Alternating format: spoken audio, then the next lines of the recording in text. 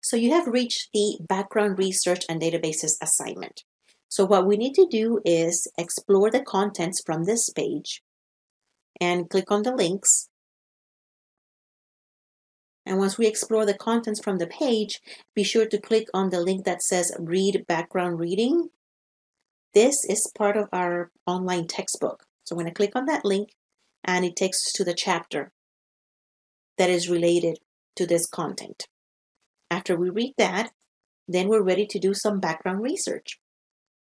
We're going to use a database called Credo Reference, and this particular database is special because it has a lot of articles that are more like reference materials or encyclopedia type of resources. They are meant to provide us with basic general information about a topic. These resources are great to just help us as researchers become familiar with the topic. It might also help us generate additional keywords, or it might even inspire us to focus on a specific aspect. So use these resources more for reference for yourself, for you to become more knowledgeable about the topic and other issues related to the topic. That way, when we're looking at more specific or more scholarly resources, we already have that background vocabulary and those background concepts to help us evaluate what we see or to help us understand what we see from the scholarly resources. So let's get started. So what we're going to do is open up a web page and we're going to access the resource. I opened up a new tab and I'm going to go to the college's website, www.lasc.edu. Now I need to find the library's webpage. So I'm going to click on Services and Support and Library. I'm going to scroll down. On the left side, I'm going to click on the link that says A to Z List of Library Databases. From here, I'm going to scroll down until I get to C's for Credo Reference. I'm going to go ahead and click on that link. Then I need to enter my student ID number and my 4-digit library PIN, which is the month and day of when I was born.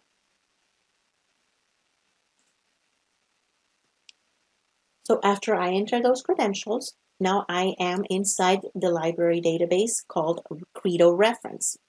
Great source for background information. So in this search box, I am going to type in my topic, which is violent video games, or you could use depression or stress. And here's the different articles related to my topic, and these are all from encyclopedia sources, places where I could get background information, chronology, etc. This is about regulating, harmful or not. That might be a good one. This one's from the Harvard Medical School. Leisure Studies, Encyclopedia of Children's Health. So I could explore a lot of these resources. Notice that it gives me the title of the article. It also gives me the title of the encyclopedia in which this article came from, a brief excerpt about this article, how many words it has. I can use that to determine how long of an investment I need to make when I'm reading this. Then it gives me key concepts, related terms. This might be a good one, actually. But before I click on any of these links, I want to show you that you could alter your search results by subject. You can scroll down by subject, by the media type, by the date range, length of the article, etc. One other thing before we get any further is I want to point out this mind map. If you're having difficulty coming up with keywords or focusing on a topic or narrowing it down, you can use this, and this can help you also. It's a visual assistance, and when you click on some of these, the keywords change, but then also the articles change. And you could further narrow your topics by going down this rabbit hole. Now I'm going to go back to what I put in, because what I put in is violent video games. So that should be fairly specific enough. And I'm going to scroll down and highlight the one that, see if I can find it again. Okay. So then this is the one that I want, but I'm going to click on the title, and that takes me to the full article. And there's the full article: evidence of harm, challenging, popular view, etc., what we can do. And I'm going to spend some time reading it and decide, okay, if this is what I want. Behavior, children's television, movies, violent scenes, that it could desensitize youth, cause nightmares, all different things that could help me answer my research question. So, and even things that I didn't think about.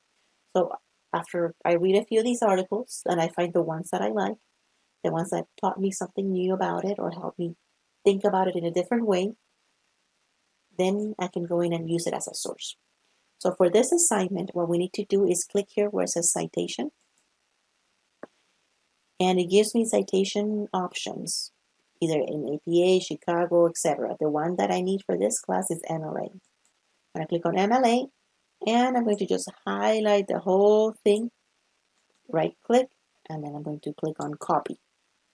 So now I've copied the citation. This gives me information about this source.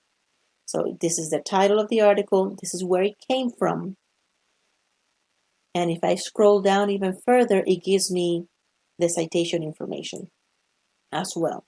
So here's the author, here's the person who wrote this particular article, and here's the publication information for this encyclopedia, which is the Harvard Medical School, etc., etc., etc., and the editors and the date of publication and when I accessed it, all of the publication information that I need.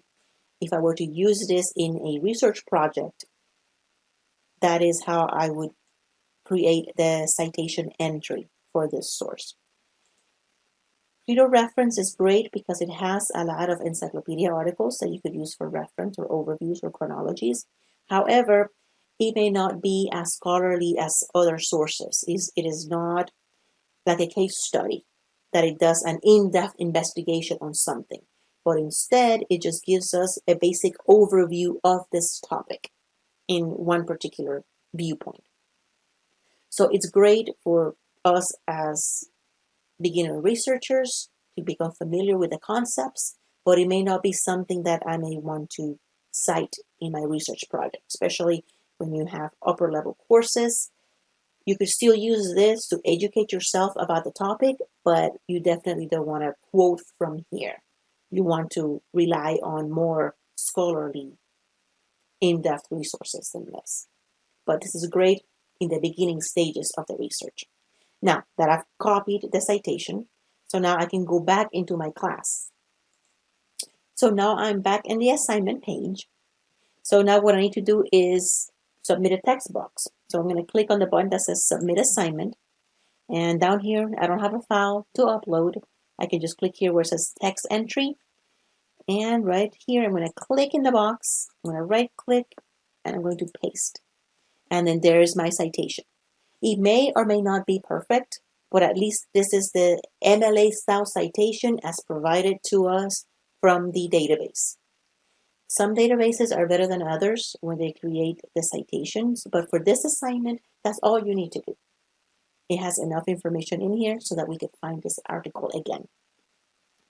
Then I'm going to click on the button that says Submit Assignment. And that's it. So I see now that my button has changed and there's my submission details if I wanted to look at it. So let me take a look and see. Find the citation tool, copy the citation, submit, that's it. And that's all that this assignment requires.